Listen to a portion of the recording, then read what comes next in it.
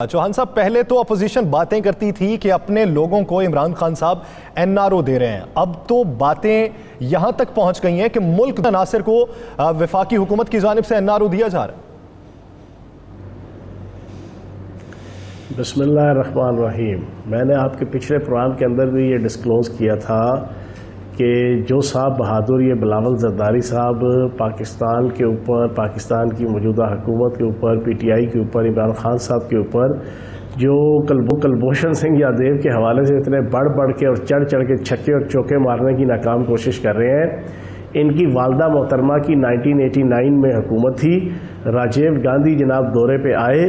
راجیو گاندھی اور Indian establishment کو خوش کرنے کے لیے کہ کہیں وہ ناراض نہ ہو جائے، میریٹ کے سامنے جو کشمیر ہاؤس اور پنجاب ہاؤس اور بلوچستان ہاؤس ہے، وہاں پر بورڈ لگے ہوئے تھے کشمیر ہاؤس کے، تو انہوں نے جناب ان کی والدہ محترمہ بینظیر بھٹو صاحبہ جو وزیر اعظم پاکستان تھی اس وقت، ان کے حکم پہ وہ کشمیر ہاؤس کے بورڈ ہٹا دیے گئے کہ کہیں راجیو گاندھی صاحب ناراض نہ ہو جائیں، کہیں انڈیا ناراض نہ ہو جائے۔ یہ ان کا بیک گراؤنڈ ہے اور یہ باتیں کرتے ہیں، اور آپ پوری پاکستانی قوم کو پتہ چلنا چاہیے۔ آج شیریں مزاری صاحبہ نے کچھ چیزیں کھولی ہیں۔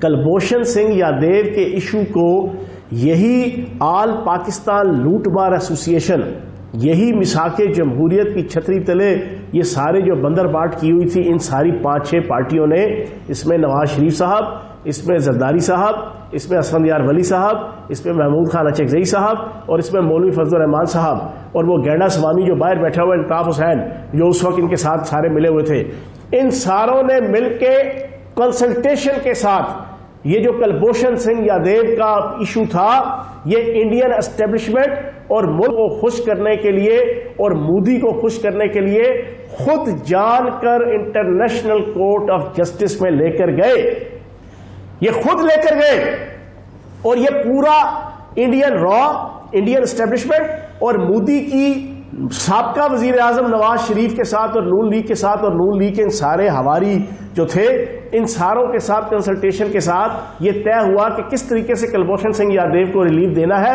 تو طریقہ کار یہ سوچا گیا کہ اس کو انٹرنیشنل کورٹ آف جسٹس میں لے کے جاتے ہیں۔ جب وہاں پر پاکستان خود جائے گا تو پھر وہاں پہ جو کیس چلے گا، پھر وہ ساری دنیا کو پتا ہے کہ وہاں پر نمبر گیمز کیا ہے ججز کی اور کیا نہیں ہے۔ تو جناب جب یہ لے گئے انٹرنیشنل کورٹ آف جسٹس میں، تو اب Pakistan international rules and regulations کے مطابق اقوام متحدہ کا ممبر ہونے کی حیثیت سے وہ پابند ہو گیا ہے کہ وہ انٹرنیشنل کورٹ آف جسٹس کے فیصلوں کہ جو اس کلبھوشن سنگھ یادیو کے حوالے سے جو فیصلے بھی ہوں گے، جو سجیشنز بھی ہوں گی، جو پروپوزلز ہوں گی، جو ریکمنڈیشنز ہوں گی اور جو ڈیسیژنز ہوں گے، پاکستان اس کا پابند ہے۔ اب انہوں نے یہ کہا کہ اس پوری ہیئرنگ کے بعد کہ جناب اس کو کونسلر کی رسائی دی جائے، ٹھیک ہے جی، اس کے حوالے سے اب پاکستان کی حکومت پابند اور مجبور ہے، اور اس مجبوری کے تحت اس کو جو ہے وہ رسائی دی جا رہی ہے، لیکن اس رسائی کے حوالے سے بھی تمام ان چیزوں کے اوپر نظر رکھے ہوئے ہیں کہ جس میں کوئی پاکستان کو کوئی نقصان نہ ہو۔ اب اس چوہان صاحب یہ تو ہو گیا ان کا، کیا یہ جو شور آج مچا ہوا ہے اسمبلی میں اور باہر شور مچا ہے کہ کلبھوشن کو NRO دے رہے ہیں، ایسی کوئی بات ہے؟ یار کون سا NRO یار، خدا کا NRO ان کے دماغوں میں گھسا ہوا ہے، کیونکہ ان کی امی محترمہ نے بینظیر بھٹو صاحبہ نے اپنے لیے، اپنے خاوند کے لیے، اور ان سارے حواریوں نے جو آل پاکستان لوٹ مار ایسوسی ایشن ہے، انہوں نے جنرل مشرف سے لیا تھا۔ اب ان کو ہر چیز میں NRO یاد آتا ہے، ٹھیک ہے نا جی۔ تو یہ NRO کے خود عادی ہیں، تو ان کو اپنی شکل ہی جو ہے وہ ہر ایک کے جو سامنے آئینہ شکل کی صورت میں ہوگا اس میں ان کو نظر آتا ہے، ادروائز کوئی ایسی بات۔ چوہان صاحب، وہ جو بلاول بھٹو زرداری صاحب یہ کہتے ہیں کہ آرڈیننس جو اسمبلی میں لے کے آئے، یہ تو ہمارے واویلا مچانے کے بعد لے کے آئے، ہو سکتا ہے یہ وہ بھی نہ لے کے آتے۔ سر ویسے ہی جانا یہ نمبر ٹانکنے لگے۔ میں نے 2 باتیں پچھلے کئی دنوں سے کر رہا ہوں کہ شہباز شریف صاحب بند کمرے میں بیٹھ کے خط بازی اور بیان بازی تک کے محدود لیڈر رہ گئے ہیں، اور یہ بلاول زرداری صاحب جو ہے یہ جناب صرف اور صرف 2 پریس کانفرنس مہینے میں، اور جناب مہینے میں 1 تقریر اسمبلی کے فلور پہ، بس اس سے زیادہ اور کچھ بھی نہیں۔ مجھے بتائیں ایک اپوزیشن لیڈر، اور وہ اپوزیشن پارٹی کے جو 40 سال سے اقتدار میں رہی ہے، ان کو سارا طریقہ کار پتہ ہے پارلیمانی جمہوریت کے اندر حکومتوں کو کس طرح کاؤنٹر کرنا ہے پازیٹیو طریقے سے. ان سے پوچھو کوئی شیڈو کیبنٹ انہوں نے بنائی ہو، ان سے پوچھو انہوں نے کوئی جناب شیڈو پالیسی دی ہو، ان سے پوچھو کہ پاکستان کے اندر صنعت سے لے کے زراعت سے لے کے تجارت سے لے کے کووڈ-19 سے لے کے امن عامہ سے لے کے دفاع سے لے کے خارجہ امور سے لے کے داخلہ امور تک کسی میں بھی انہوں نے کوئی پراپر طریقے سے کوئی سجیشنز دی ہو، کوئی پروپوزلز دی ہو، کوئی ریٹن لوگوں کے سامنے رکھا ہو کہ ہاں جی پاکستان کی حکومت اور عمران خان صاحب کی حکومت اس فیلڈ کے اندر، اس منسٹری کے اندر ٹھیک نہیں چل رہی، ان کو اس طریقے سے جو ہے وہ اپنی پالیسیز بنانی چاہیے، اس طریقے سے اپنی اسٹریٹجیز بنانی چاہیے، یہ لائن آف ایکشن ہونا چاہیے تو ملک صحیح سمت پہ چلے گا. کوئی ایسی ایکٹیویٹی آپ کو نظر آئی؟ Not at all. چوہان صاحب ڈر کے، خوف کے، نیب سے ڈر کے، عدالتوں سے ڈر کے کمروں میں بند ہے بس. فیاض الحسن چوہان صاحب، بڑی تنقید ہوتی ہے کہ تحریک انصاف کی حکومت پر کہ کچھ غیر منتخب افراد جو ہیں وہ بڑے اہم پوسٹوں پر بیٹھے ہیں، فیصلے وہ کرتے ہیں. اچھا جی، اب دل تھام کے نا رانا عظیم صاحب ذرا سن لیجئے گا. آج 2 ایشوز کے اوپر میں ان کا جو ہے نا آپ کے پروگرام کے ذریعے سے اس نون لیگ کی اور اس اپوزیشن کا کٹھا چھٹا کھولوں گا. پچھلی 5 سال کی نون لیگ کی حکومت میں 10 غیر منتخب ایڈوائزر اور معاون خصوصی، عرفان صدیقی صاحب جناب غیر منتخب، سرتاج عزیز صاحب غیر منتخب، جنرل ناصر جنجوعہ صاحب غیر منتخب، شجاعت عظیم صاحب غیر منتخب، طارق فاطمی صاحب غیر منتخب، آصف کرمانی صاحب غیر منتخب، مصدق ملک صاحب غیر منتخب، ظفر اللہ خان صاحب غیر منتخب، خواجہ ظہیر احمد غیر منتخب، مفتی اسماعیل غیر منتخب.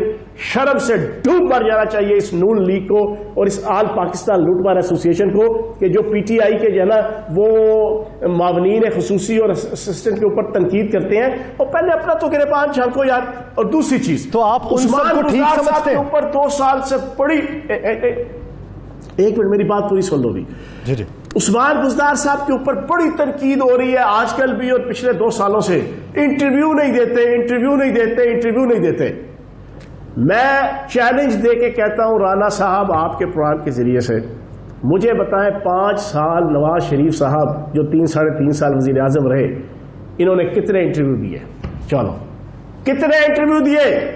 40 سال سے اقتدار کا نشہ، اقتدار کے مزے، اقتدار کے ستو، اقتدار کی پنگ پی رکھی انہوں نے. اتنا بھی تجربہ ان کو نہیں ہوا تھا.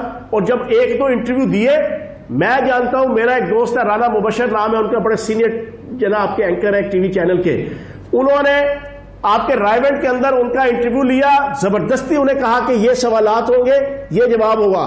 انہوں نے ایک سوال کا آگے سب کوشچن اپنی مرضی کا پوچھا، کیمرہ توڑ دیا، تارے توڑ دی، سارا کچھ توڑ کے ان کے ساتھ بدتمیزی کر کے ان کو وہاں سے نکالا گیا.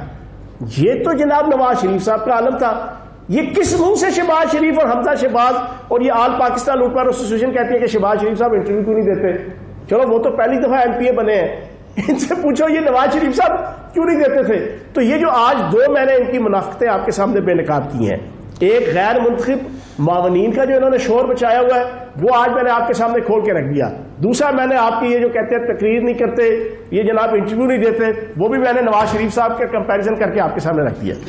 چوہان صاحب، بڑا شور مچا ہوا ہے کہ آپ آخری 5 دنوں میں گورنمنٹ آف پنجاب جو ہے عید کے آخری 5 دنوں میں، یعنی عید سے 5 دن پہلے یا 3 دن پہلے مارکیٹیں بند کرنے جا رہی ہے. کوئی ایسا آپ کی پلاننگ ہے؟ دیکھو بات یہ ہے کہ یہ پراپر ڈسکشن ہوئی تھی کیبنٹ کمیٹی برائے انسداد کرونا وائرس کے اندر، اور اس میں رائے دی تھی. اس میں میری اپنی بھی رائے یہ تھی کہ پچھلی دفعہ بھی ہماری یہ پریکٹس ہے کہ آخری عشرے کے اندر اور پھر عید کے موقع کے اوپر جو ہے وہ کرونا وائرس نے ہائٹ پکڑی تھی، اور پھر جا کے 15 جون میں سب سے اوپر پہنچ گیا تھا. پہلے جون کے 15 دنوں میں ہم نے یہ ڈسکشن کی کہ عید کے آخری 3 دن یہ رش روکنے کے لیے بازاروں کے اندر، مالز کے اندر، شاپنگ پلازوں کے اندر ہم اس پہ پابندی لگا دیں تاکہ نہ 9 من تیل ہوگا نہ رادہ ناچے گی. ٹھیک ہے نا جی؟ جب آپ کے پلازے کھلے ہوں گے، جب آپ کی مارکیٹیں کھلے ہوں گی، لوگ تو پھر آپ ماب کو تو آپ ڈسپلن کا کتنا پابند کر لیں گے. یہ ہر ملک کے اندر، چاہے ترقی یافتہ ملک ہو، ترقی پذیر ہو یا بیکورڈ ملک ہو، کوئی معاشرہ سوسائٹی بھی ہو، وہاں جو ماب ہوتا ہے، عوام ہوتی ہے، اس کو آپ ایک حد تک ہی جو ہے نا ان کے اوپر رولز اور ریگولیشنز کی اور قوانین کی امپلیمنٹیشن آپ کی ہو سکتی ہے، اور وہ بھی بڑی محدود حد تک. آپ یہ ہو رہا ہے، یہ ہونے جا رہا ہے، 50% بھی آپ اس کے یہ اوپر. ہونے جا رہا ہے. رائے ہے آخری 3 دن کی، ابھی اس کی فائنل ڈیسیژن آئے گا جناب. رائے ہے اور اس پہ امپلیمنٹ ہوتا ہے تو وہ پوری کا بھی فیصلے کے بعد ہوگا. ایک حد تک ہی عوام کو کنٹرول کیا جا سکتا ہے اور ایک حد تک ہی اپوزیشن کو بھی کنٹرول کیا جا سکتا ہے. بہت شکریہ فیاض الحسن چوہان صاحب اس حوالے سے اپنا وقت دینے کے لیے.